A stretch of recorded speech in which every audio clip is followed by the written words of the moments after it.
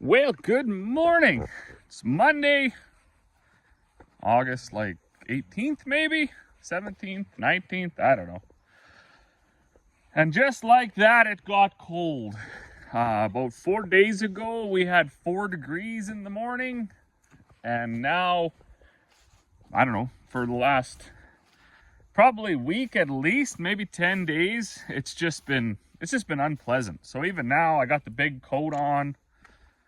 Of course, if you're going to start doing a lot of physical work, you'd obviously start sweating. It's not that cold, but it's not August weather. So we were at the fair yesterday in our local town, and yeah, a lot of guys were saying that something's fishy about this one. This 2025 is going to be a year, well, that most of us aren't going to want to remember. The cowboys got no feed. The grain guys got low yields. I've heard stories of guys actually not even harvesting their peas. They're just cutting them and baling them. Like, lots of times we'll cut them, harvest them, and drop the straw, but they're not even harvesting them. They're just cutting them and baling them. So that was one thing that basically was, everybody knew that was probably going to be the case, but nobody wanted to admit it, right? We all knew that our yields were going to be pathetic, but nobody wanted to just, say, okay, we'll concede and we'll just destroy the crop. So now that folks are out there, though, they're starting to realize that, yeah, it's just not good. So yesterday, after the fair, Corey and the kids went over to a birthday party. I came home, I made some feed, and then I started tackling this combine. So a couple issues we had. One was this unloader light didn't work. Always a complicated system. I don't know why they like to integrate. I guess it's because they can. That's what my dad always says. They just do it because they can. Easily could have its own switch, or could just be on when the lights are on. I mean, that's not a big deal either, like when your field lights are on. But no, it's got to turn on when the auger swings out to like 45, 50 degrees, something like that. Then it turns on. So I was looking all over, trying to find where the sensor is or whatever that lets it know to turn on. And I could never find it. But what I did do was I switched a couple of relays out. I think those black box, little square cube relays, there's about 10 or 12 of them in this fuse panel at the back, and then there's another half a dozen or so in that fuse panel at the front. Some of them, I think, fail. Interestingly enough, there's one in that trailer as well, and it had failed, so the deck wouldn't tilt. So that's sort of what led me to believe that maybe those things have a shelf life and only so many cycles before they crap out. So anyways, I did get that going yesterday. I did get some switched around in the cab too. There was a not in the cab, sorry, in the fuse panel in this compartment right here. Another thing I'm not too sure why they didn't spend a little more time with is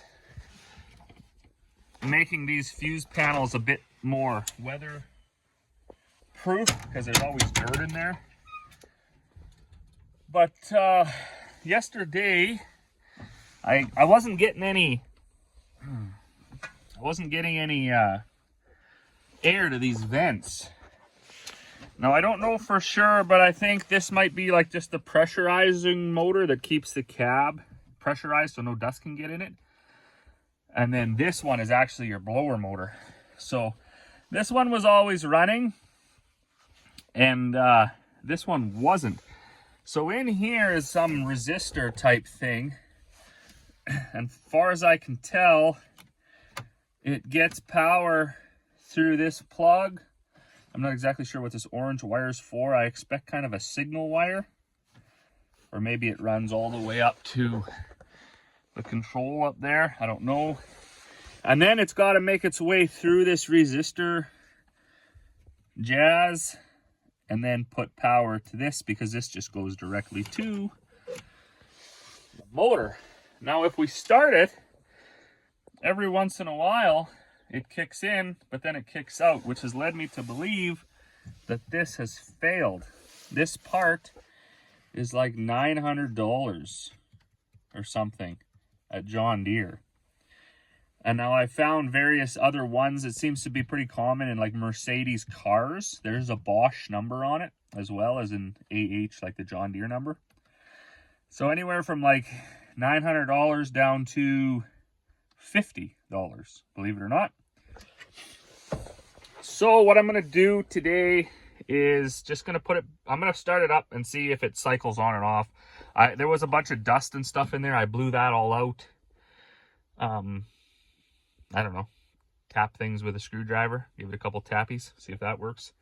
I don't think there's probably a way to test it for resistance, but I'm not an engineer, so I don't know how you would. And of course, information like that for some reason seems hard to find. If you are the mechanic and you have access to that, you know, $10,000, $15,000 software that gives you the walkthrough on how to test these components, you could easily do that.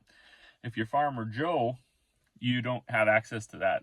And if you call them, sometimes they tell you, sometimes they don't. So, what we're going to do is we're going to see.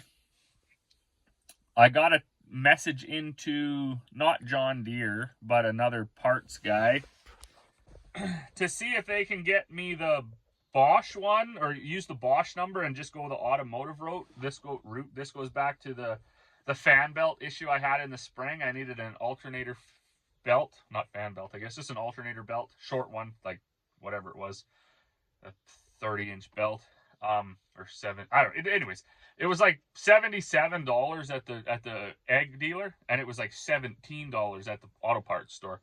And because this seems to be more used in the automotive industry anyways, it's just a blower resistor, the part is like 90% cheaper at the auto parts store. So I got a message into him. He's going to look and see if he can find it, source it, whatever the case may be. Until then, we can't really combine anyways. I was going to try to pick up those peas, the yellow peas I had swathed, but when I went out yesterday, the swath was actually still wet. So it didn't rain yesterday, it rained the day before, but this overcast, cool, damp, you know, nothing dries. So anyways, I'm going to fire this up. I'm going to swing my auger out, see if the light turns on. I'm going to see if this turns on, and then I'm going to put the covers back on there. So at least if we do get to combine this afternoon, whatever, you don't need the air conditioner anyways. It's cold outside, so we'll just call that good. And we'll search that part out this following week.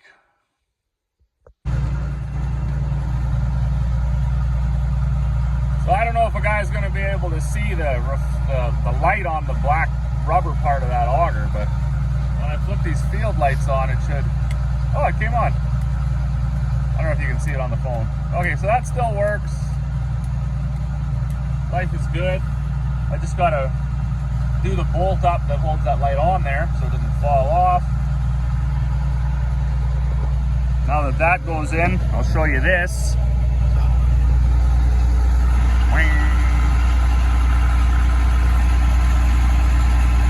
Okay. Bear with me here. If I unplug this,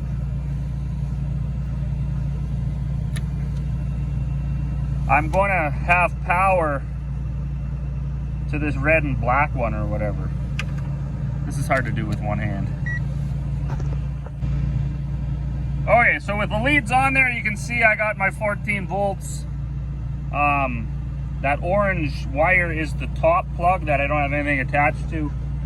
If that's part of the reason why it's not turning on, I guess, could be. Maybe it's the switch up there and not this relay. Maybe it's not.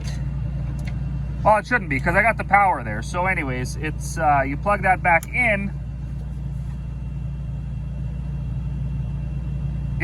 This started spinning. I got my finger, I can feel the shaft there. It did start spinning and then it quit. So if we touch these, now we don't have any power. So we know we got power going into this resistor block, but it's not getting through it out to that other plug-in. So that's kind of what's led me to believe this thing is crapped out. and then all of a sudden it'll just shoot on every once in a while. On off kind of a deal.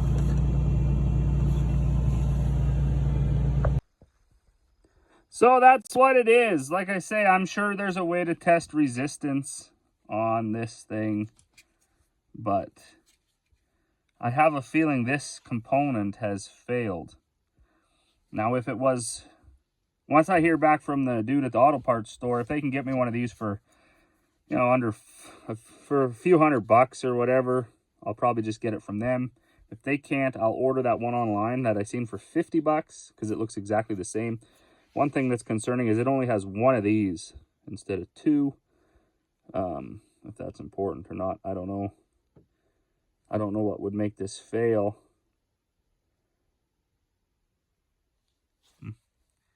I see this part number is actually a little bit different than the John Deere one that I had. This will be just an older model, but I'm going to take this, I'm going to tap it with a hammer, blow it out with some air. I don't know, obviously, like you say, I'm not an engineer, so I don't even know what these things are called. Coils, resistors, whatevers. But I think this is the problem. All right, well, we got the flock of turkeys back at the house. They come over every morning to see what we're doing. I got the light on that auger, so that works in, out, turns itself on and off. And then I got it bolted down, mounted, tightened up. I could see my breath there for a minute. Unpleasant. That stupid relay, restrictor, whatever you want to call it, for the cab fan. I took that out, took it in the shop, smashed it with a 3/4 inch wrench a couple of times, gave it a few tappy taps, blew it out with air again, tapped gently on those little coils and those two little battery looking things. I shoved it back in and it worked. So pressure up, fan up, fan down. I don't know how long it's going to work for, but we're going to call that a victory. And now we're going to hook this header up, take it down to our last 70 acres of peas, and we're going to cut them. It's high time to cut them.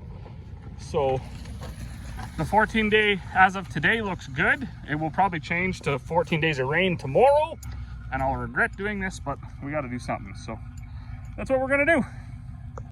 Well, good afternoon. It's been a ride. I've been swathing since all the way down there. But you can see they're very, very short rounds. This is a little 70-acre chunk that we got. There is a draw there, and then that lease road is what cut this off from the rest of the field. Peas are actually pretty good. So there's a hill right here where it plays out, but there's actually quite a few pods on all that. These are the green peas. I don't know why the green peas did better this year, but they definitely did. I'm pushing the swath down as hard as I can with the roller because I don't want it to blow away, because it is a good swath. These are we're close enough to desiccate and straight cut, but we do try not to desiccate on our farm. We're not like against it or anything. It's just we have a swather, and if the weather's going to cooperate and if the season is early enough, blah blah blah, we would just as soon swath it. That way the folks that buy the feed here, more often than not, they prefer it not to be desiccated as well. They don't, it's not the end of the world for them either. For most of them, I mean, they'd still buy it regardless. But like I say, it's all about doing the best that you can. I also find it strange that the GPS worked perfect until now. So it's maybe that relay is playing out, gets too hot or something. I don't know. Maybe there's a fuse that isn't making a connection. But I'll have to address that, because if we end up having to swath like all of our wheat or something because it's just not right and we don't want to desiccate it, a guy is going to want the GPS. Not that you can't drive. We do drive. We drove for years, but it takes away a lot of operator fatigue. It takes away a lot of just a lot of stuff. So we will get that figured out. Plus, you want your stuff to be working, right? If you let it pile up and pile up and pile up, then all of a sudden you got a really, really big list of broken stuff. I was also surprised too, and I guess that's really speaks to crop competition, is how well the the chemical worked. So it didn't work very good on the south part of this field where the peas were worse way up by the highway. There was all sorts of things in there. But down where the peas came fairly well, there's only the odd like late weed that didn't get a dose of chemical, and then most of the other stuff the peas competed with fairly well. So anyways, I thought I would just hop on, show you that it's not all a disaster. It's like just 98% a disaster. There are 40-acre chunks of 70-acre fields that actually look pretty good. Well, look at us. I don't know what time it is. 4 o'clock it looks like. Just got the header off. Dad came down to get it. I was actually going to just swath right through the wheat because that's the yard right there. I just can't make it through this gate. But we don't need the swather for a little bit now anyways, because we should try to pick these peas up. I actually made a half decent swath. Short swaths, but half decent. So I'm not going to complain about this. The wheat, I don't know. The wheat kind of looks okay too. There's a few wild oats in there that a guy could have done without, but for not having sprayed this, I'm pretty happy with the just the odd thistle along the edge.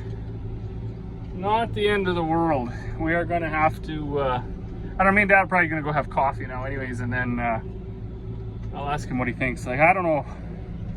We're going to have to get a 3rd and 4th and 5th opinion on desiccating this stuff. I probably do have enough wheat saved over from last year to make feed with, so I don't know this desiccated stuff I could just haul straight to the elevator and let it go to whoever doesn't care that it's desiccated.